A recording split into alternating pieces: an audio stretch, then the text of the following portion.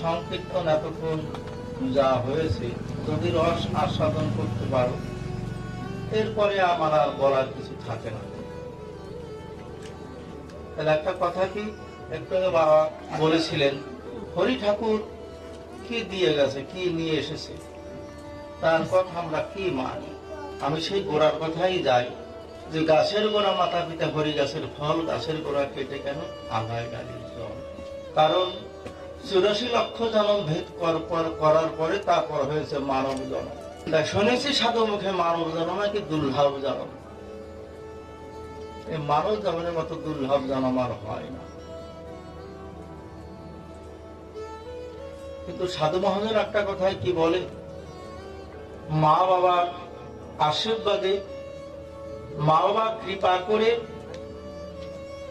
উদ্ধরতা শক্তি সঞ্চয় করবার জন্য, আধ্যাত্মিক শক্তি চেতনা জাগবার জন্য একজন সদ্গুরুর আশ্রয় নিতে হয়।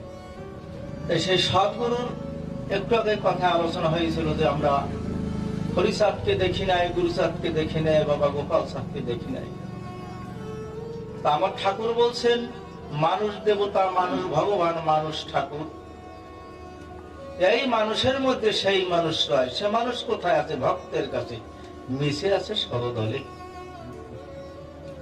তা শুধু মানুষ হলে হবে না, মানব জন্ম নিয়ে মানুষ হয়ে সৎ মানুষের সঙ্গ নিয়ে যদি গুরু ভজনে না পৌঁছাতে পারে, এতক্ষণে মানব জন্ম দুর্লভ জন্মে পৌঁছায় না। কারণ নারী করো প্রতিসার, গতি করো গুরু সার, ইহা ভিন্ন জগতে ভজন নাই আর। গানের মধ্যে কথার ছন্দে আলোচনা করে গেছো, তারপর আমার কোনো কথা চলে না। তাইলে আমার হরি ঠাকুরের মুখাশ্রিত বাণী, তাই তার অন্তরে জানি। হরিলীলাতে দুটি কথার মধ্যে বলেছে, সে মানুষে আসিয়া মানুষে মিশিয়া করিব মানুষ লীলা। এই কথা সবাই জানো।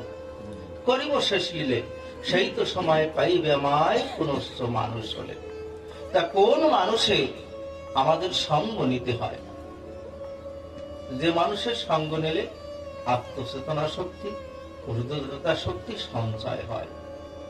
মানুষ দেখলেই হবে না। আমি মাথায় চুল রেখেছি মোটা মোটা,